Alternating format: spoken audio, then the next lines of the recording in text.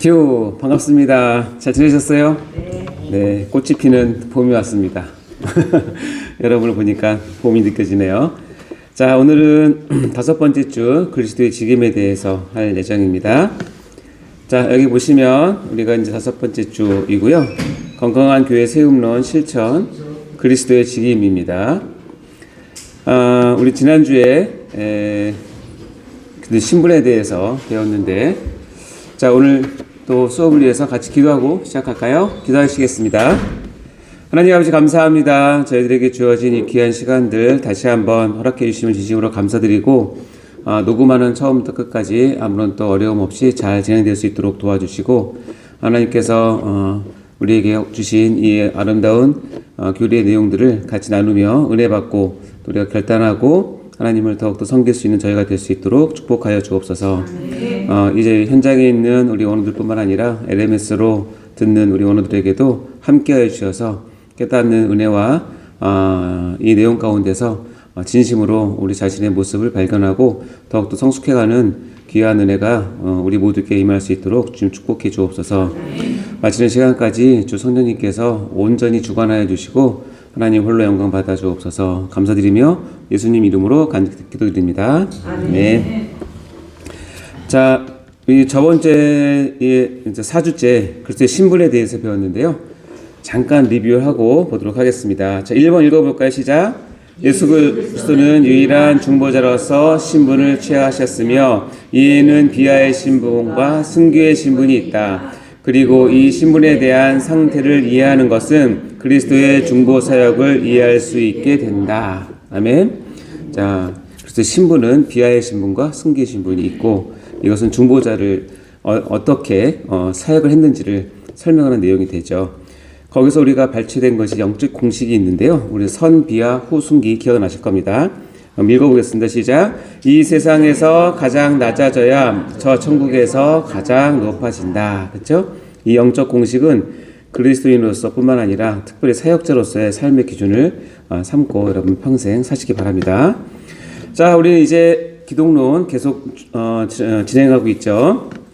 그리스도에 대해서 좀 더 깊이 보는 부분인데요. 기독론 전체 구조는 전반부는 그리스도의 그 자체, 예수가 누구인가에 대한 부분을 배운다면 그 뒷부분은 그분이 어떤 사역을 하셨는가를 배우게 돼서 이 두 개의 부분으로 나눠져 있다라고 얘기했고요. 그리스도의 인격은 그리스도의 명칭, 본성, 신분 지금까지 배웠고, 자, 오늘은 이제 그리스도의 직임에 대해서 배울 예정입니다. 그리고 그리스도의 속죄는 이제 다음 시간에 같이 나눌 예정인데요. 자, 이 전체적인 구조를 보면 여기 보면 예수 그는 과연 누구인가에 대한 질문이 아까 처음에 봤던 세 가지 질문이겠죠. 그리스도의 이름, 그다음에 그리스도의 본성, 그리스도의 직임, 신분. 그걸 통해서 과연 내가 믿는 예수 그리스도는 누구인가에 대한 좀 심도 있고 학문적인 내용으로 우리가 바라봤죠. 근데 단순히 학문이 아니라 이거는 우리 신앙의 가장 근본이 되는 중요한 내용이죠. 자, 그러면 그분은 무슨 일을 하셨는가가 이제 오늘하고 다음 시간에 이제 같이 배울 예정입니다. 이것이 왜 중요한가 하면, 우리가, 주와 함께 한다는 것, 즉, 주를 믿는다는 것은 뭐냐면, 그리스도가 어떤 분인 것을 알고 그분이 했던 것을 우리가 따라가는 사람이거든요. 그러니까 주를 믿는다는 것은 다른 말로 예수를 따른다는 것이고, 예수를 따른다는 것을, 예수를 본받는다는 것을 우리가 얘기할 수 있겠죠. 그래서 우리가, 주님을 따르는 자, 즉, 제자, 또 제자도에 대한 부분을 많이 이야기하는데, 제자 훈련도 하고 다 하지 않습니까? 그 제자도에서 가장 핵심은 누구냐면, 우리의 그 신앙의 대상이고, 우리가 믿음과 우리가 따르고 본받고자 하는 대상이 누구인가를 아는 것이 너무너무 중요하겠죠. 그분이 어떤 분이고, 그리고 그분이 어떤 일을 하셨는지를 우리가 제대로 알아야 믿을 수 있고, 따를 수 있고, 본받을 수 있는 것이 됩니다. 그래서 우리가 제자로서의 삶을 살기 위해서는 반드시 그리스도가 어떤 분이시고 어떤 일을 하셨는지 알 수가 있죠. 자, 여기까지가 마친다면 그냥 예수님은 나의 구주 또는 내가 따라야 될 대상으로만 끝나는 것이 아니라, 근데 그분이 우리에게 요구하시는 것이 있다는 거예요. 뭐냐면 우리가 나중에 또 배우겠지만 이 교회가 그리스도를 본받기 위해서 반드시 알아야 될 것이 뭐냐면 금방 얘기했던 그리스도가 가지고 있던 이 직임을 우리가 알아야 돼요. 그리고 나서 그것을 우리가 예수를 믿고 예수를 따르고 본받는다는 것이 어떻게 표현되어야 되냐면 교회론적으로 표현이 되어야 된다는 거죠. 거기까지 가야 우리가 그리스도를 정말 잘 이해하고 알 수 있는 내용입니다. 그래서 오늘 강의는 이거예요. 그리스도께서 어떤 일을 하셨는가?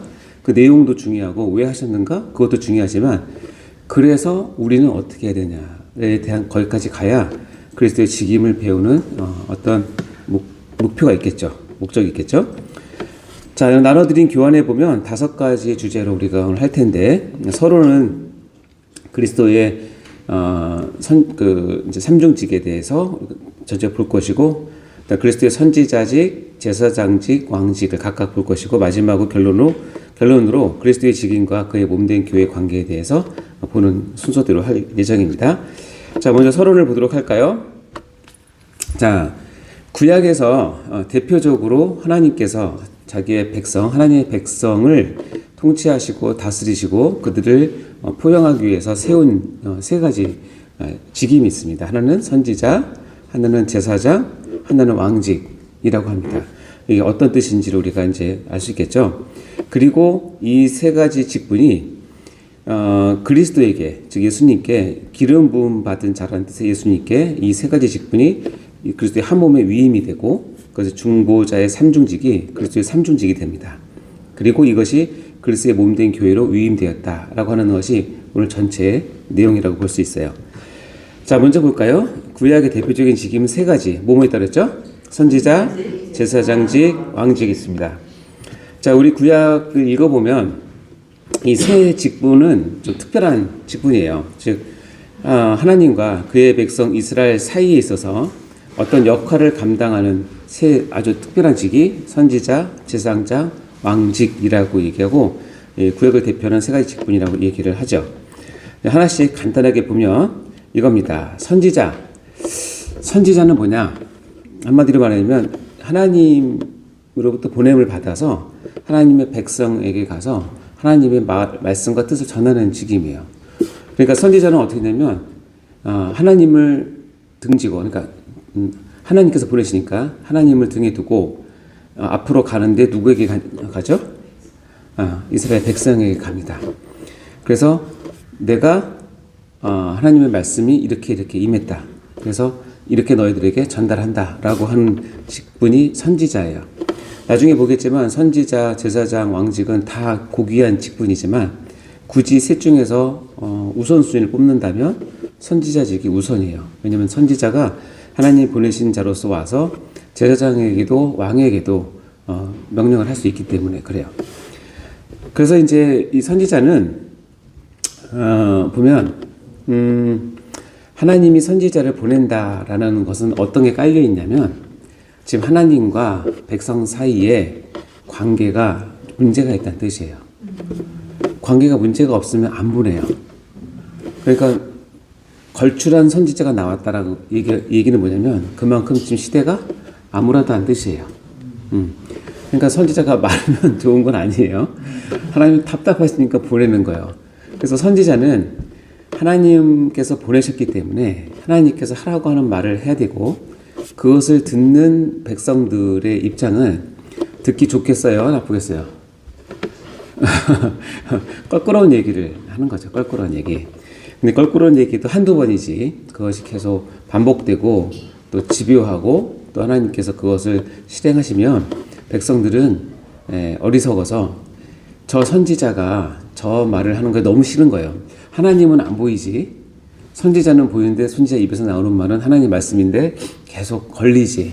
그러니까 백성들은 어리석게도 선지자 입만 막으면 그걸 안 들을 수 있다고 생각을 하는 거예요. 그러니까 어떻게 해요? 말을 못하게 하고 괴롭히고 핍박하고 가두고 합니다. 그래도 선지자가 고집부리고 계속 말씀을 선포하면 어떡하죠? 죽여요. 죽이면 다시 그 얘기를 자기는 안 들으니까 편하다고 생각을 하는 거죠. 근데 그게 어리석은 생각이죠. 그렇죠? 누가 보내냐면 선지자가 자신이 하는 말이 아니라 하나님이 보내신 거예요. 근데 그거를 선지자를 입을 막고 죽임으로 해서 그러니까 내가 안 듣고 싶다. 이것이 백성들의 어리석음이에요. 그러니까 선지자의 직은 굉장히 어떻게 보면 외로운 직분이에요. 구약을 가만히 보면 백성들에게 환영받는 참 선지자는 거의 없어요. 네, 거의 없고 백성들의 환영받고 칭찬받는 선지자들은 대부분 거짓 선지자들이 많아요. 왜냐면 그 내용 때문에 그래요. 거짓 선지자는 왕의 비유 마치죠. 백성의 비유 마치죠. 거기서 자기가 먹고 살아야 되기 때문에 그 비유를 마치면서 잘 갑니다. 그러니까 환영받죠. 근데 진짜 선지자는 그렇게 안 하고 싶어도 마음이 타는 것 같아가지고 하나님 말씀을 그대로 전하죠. 그러니까 핍박받고 고난받고 무시받고 죽임 당합니다. 이 내용을 볼 수 있는 게 이제 마태복음에 보면 이런 내용이 있어요. 여러분 이제 이 정도 수준이면 이게 어떤 내용인지 알 거예요. 한 비유를 들었는데 한 집 주인이 포도원을 만들어요. 그 포도원 주인이죠. 땅 주인이 포도원을 만들고 산울타리로 두르고 거기 포도 집자는 틀까지 다 만들고 망대까지 다 쳤어요. 그런데 이 주인이 어떤 일이 있었는지 아마 멀리 타국으로 출장을 가게 되었나 봐요. 그러니까 어떻게 해요? 소작농 농부들에게 세로 줬어요. 세로 줬다는 거는 어떤 의미예요? 뭘 받으려고 하는 거죠? 하여튼 월세를 받으려고 하는 거잖아요. 월세나 받으려고 하죠. 그러니까 세를 주고 갔는데 열매를 거둘 때가 가까웠어요. 그러니까 그 주인이 그 열매를 받으려고, 당연하죠. 이상하지 않잖아요. 그래서 자기 종들을 농부들에게 보냈어요. 근데 농부들은 이 자기에게 세를 받으러 오는 종들을 어떻게 대우하냐면 하나는 심히 때리고 하나는 죽이고 하나는 돌로 쳤어요. 말이 돼요, 안 돼요? 안 되죠. 이게 딱 하면 감이 오잖아요. 이게 뭔 얘기를 하려는지 알겠다. 근데 이 종들이 가서 세를 달라고, 주인이 세를 달라고 합니다 할 때 이 농부들은 주인은 안 멀리서 안 보이니까 이 종들만 어떻게 해요? 때리고 죽이고 돌로 쳤어요. 그러니까 이 주인은 굉장히 좀 너무 순진하신 분인 것 같아요. 다시 다른 종들을 처음보다 뭐예요? 많이 보냈어요. 근데 보내는 족족 어떻게 해요? 가서 그렇게 했어요. 그쯤 되면 이제 눈치챘어야 되는데 주인이 너무 순전하신 사람 같아요. 어떤 생각을 하냐면, 야, 내가 종들을 보내서 그런가? 내 아들을 보내면 그래도 내 아들은 존대하지 않을까 하고 아들을 보내요. 그 농부의 마음 아시겠어요? 아들을 보내요. 근데 이 악한 농부들은 뭐냐면 아들을 보고 어떻게 했냐면, 주인의 아들이 오셨네. 제대로 세를 드려야겠다. 이 땅의 상속자가 될 텐데 후의 주인 아니에요?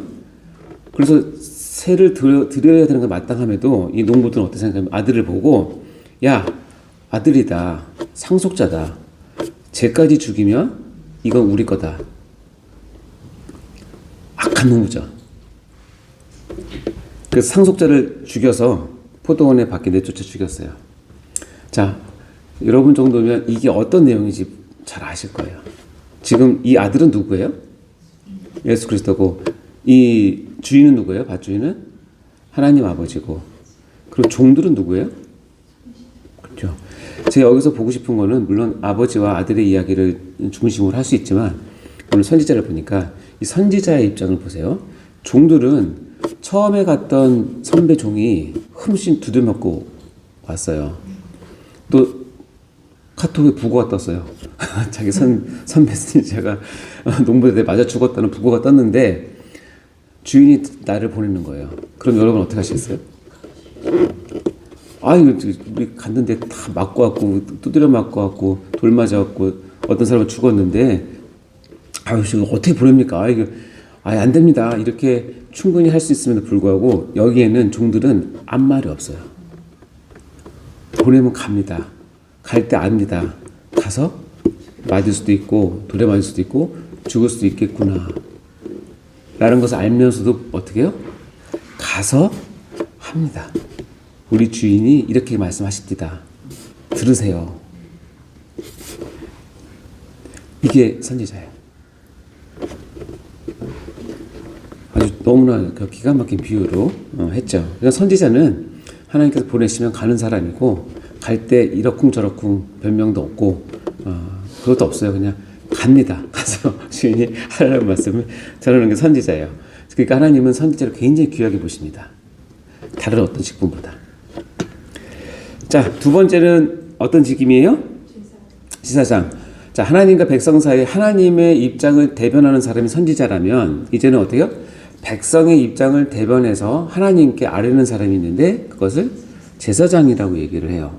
그 제사장은 백성 편에서 나옵니다. 그러니까 백성의 연약함, 백성의 죄, 백성의 모든 상황을 잘 알고 체열하고 같이 살기 때문에 그들을 어떻게든 하나님 앞에 데리고 가서 하나님과 다시 관계 맺어주고 하나님께 복받게 하고 하나님의 심판으로부터 멀어지게 하려고 노력하는 사람이 제사장이에요.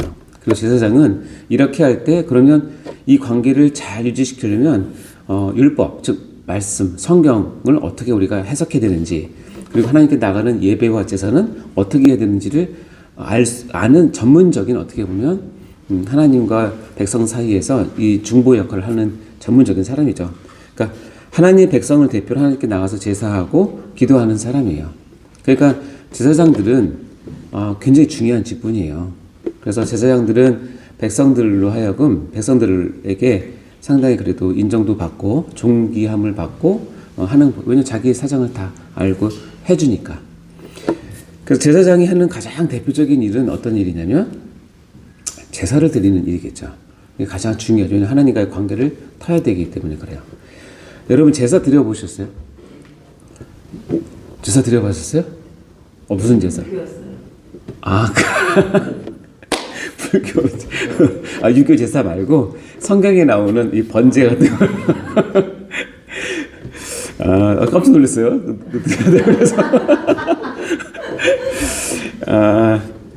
그래서 우리는 지금은 제사를 안 드리기 때문에 우리는 뭐 예배라든가 이제 그런 거 하지만 이 제사를 이해를 하면 제사장의 문제를 우리가 잘 이해할 수 있는데 제가 간략하게만 저도 드린 적은 없지만 말씀을 보면 우리가 알 수 있어요. 레위기 1장 3절부터 9절까지가 뭐 번제에 대한 대표적인 예인데 다른 제사도 있지만 가장 대표적인 속죄제에 관계된 부분이에요. 자, 여러분이 제사를 드리는 사람이에요. 지금 구약이에요. 구약인데 여러분이 죄를 졌어요. 생활하다가 크고 작은 또 심각한 죄를 져서 깨달았어요. 해결하는 방법은 뭐냐면 하나님께 뭐예요? 제물을 가지고 가서 제사를 드려서 그 죄를 해결하는 것이 하나님과 만나는 방법이에요. 자, 그 예물을 이제 소라고 합시다. 소를 할 정도면 여러분이 좀 어느 정도 큰 죄를 진 거예요. 큰 죄를 졌어요.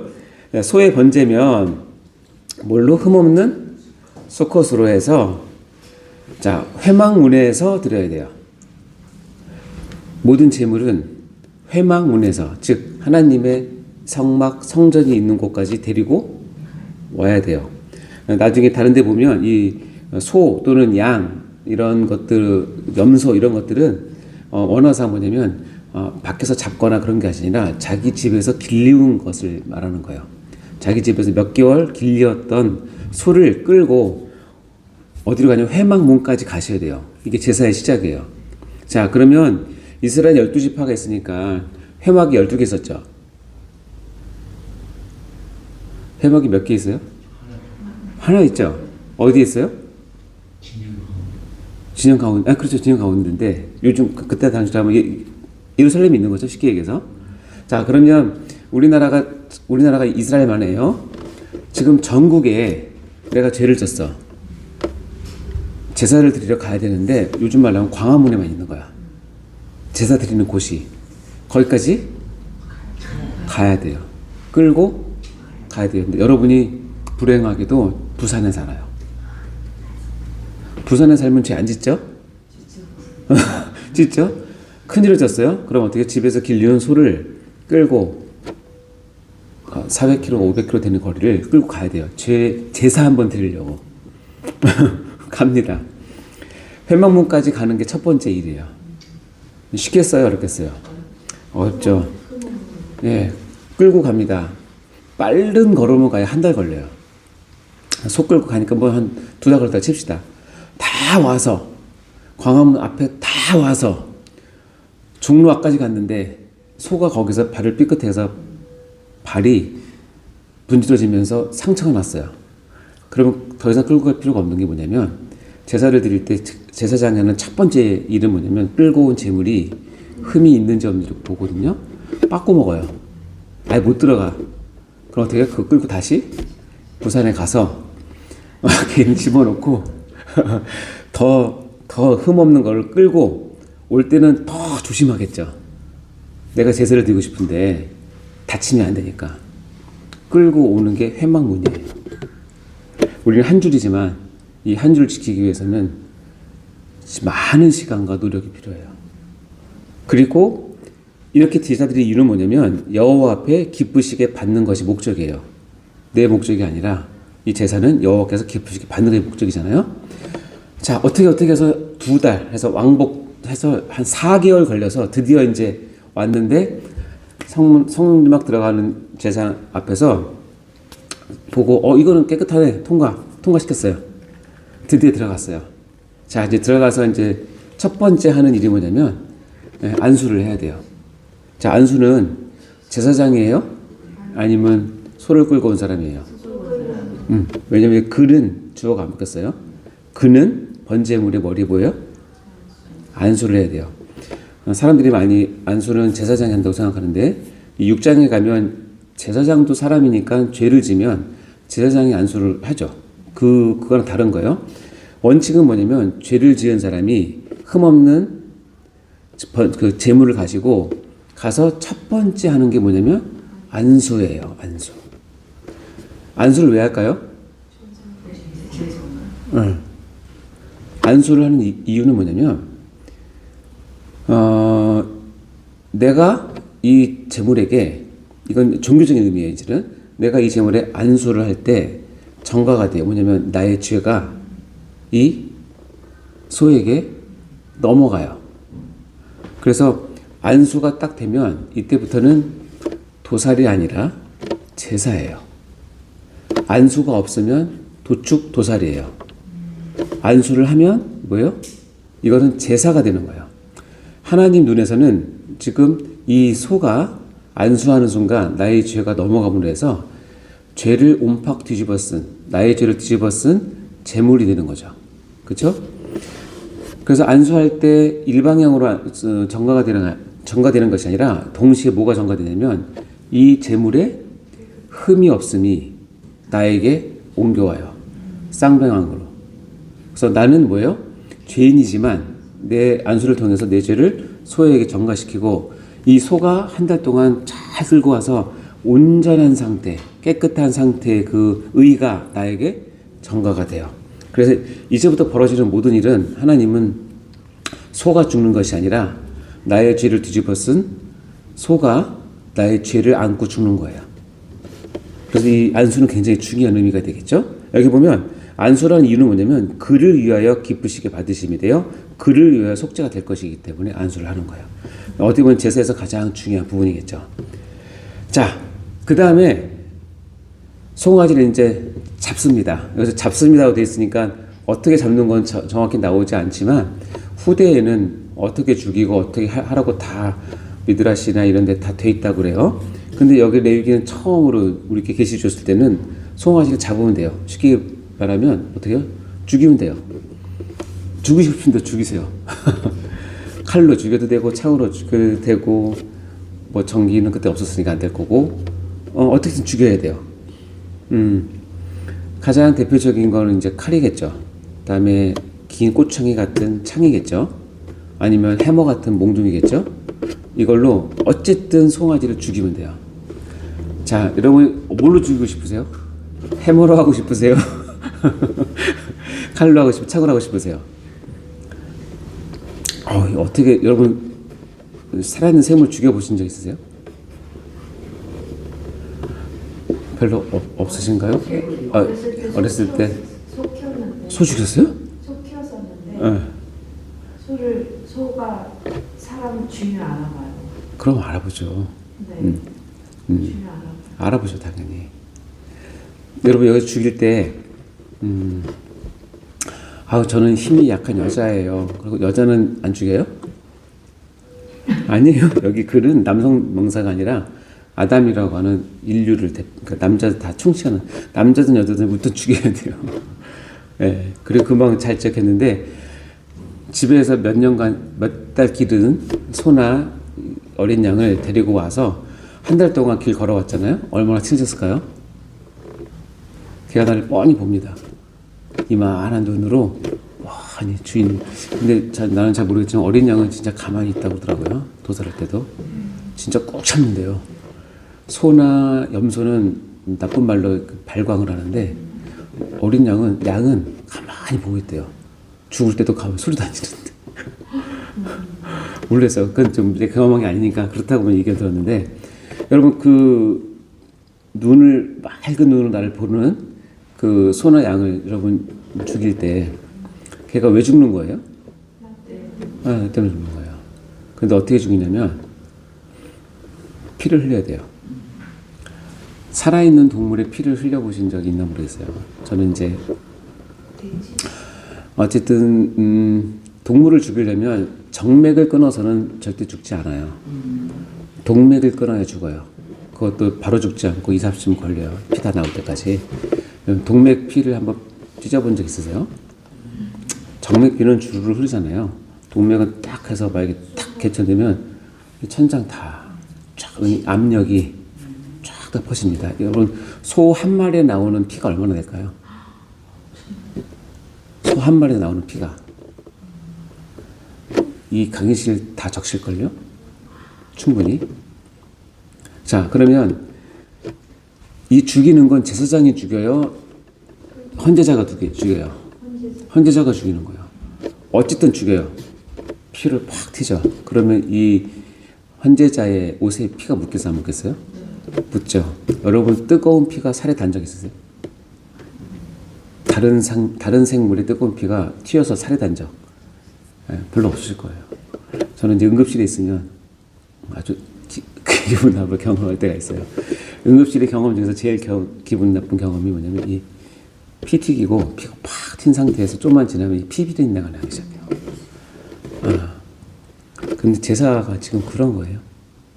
피 다 튄 상태에서 자기도 피를 엄청 뒤집어 쓰고 죽이는 겁니다.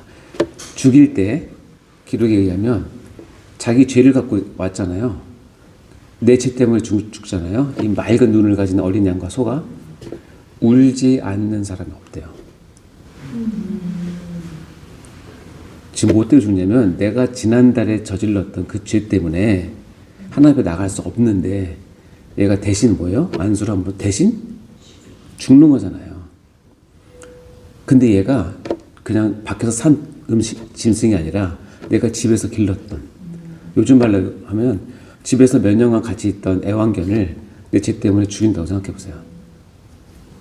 어우, 그 트라우마는 엄청나겠죠? 그리고 나와서 다시 죄져요? 우리는 너무 쉽게 생각해요. 신약은 예수님이 한 번에 하셨다고 해서 죄를 짓고 또 짓고 또 짓고 또 짓고 그걸 아주 밥 먹듯이. 왜냐면 한 번도 이런 경험 안 하니까. 그런데 오히려 구약의 성도들은 이 경험을 한 번 하고 나면 나가서 어떻게 살았을까요? 정말 죄에 대해서 심각하게 생각하는 거예요. 일단 속값이 비싸요. 그렇죠? 이렇게 해서 잡아요. 한 3, 40분 걸린다고 그래요. 한 번 잡는데, 한 마리 잡는데. 죽을 때까지 계속 찔러야 되니까. 피 다 맞고.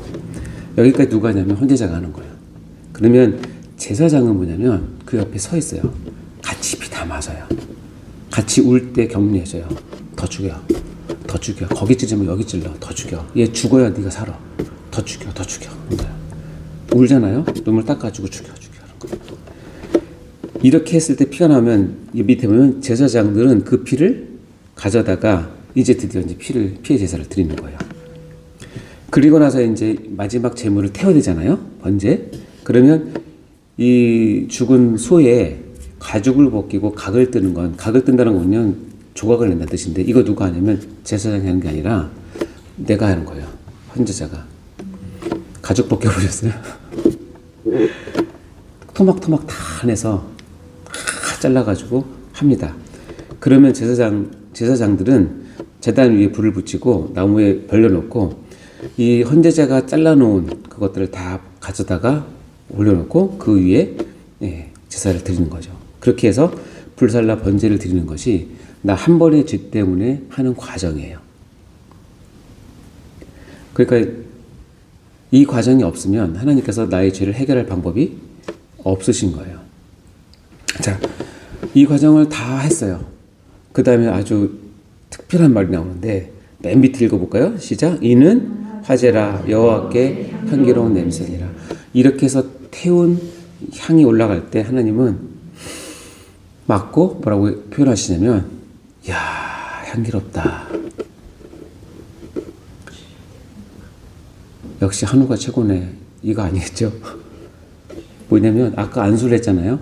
그러니까 지금 죽어가고 태워지는 것은 뭐냐면 소가 타는 게 아니라 재훈이가 저번에 저질렀던 끔찍한 죄가 타는 거예요. 소멸되는 거예요. 하나님은 그것을 보면서 너무너무 좋은, 너무너무 기쁜 거예요. 왜냐면 나를 사랑하니까. 내가 재훈이를 사랑하고 싶은데 재훈이가 끔찍한 죄를 갖고 있잖아요. 이게 해결이 안 됐잖아요. 사랑하고 안아주고 싶은데 이거 가지 못한 거예요. 하나님이. 이거를 치우는 과정이 뭐냐면 제사 아니에요? 이걸 치우고 나니까 하나님은 너무 좋은 거예요. 왜? 내가 재훈을 드디어 안아줄 수 있겠네. 이게 제사예요. 이걸 누가 하느냐? 혼자 못해요. 반드시 누가 해줘야 돼요? 제사장이 이 모든 과정을 진례를 해줘야 돼요. 그 제사장은 하나님의 백성을 하나님께로 인도하고 하나님 앞에 죄를 해결해주고 모든 제사와 율례를 가르쳐주고 따르게 하는 중요한 직무를 가진 것이 바로 제사장이에요. 그 일을 중요한 일이죠. 아시겠죠? 자, 두 번째 갑시다.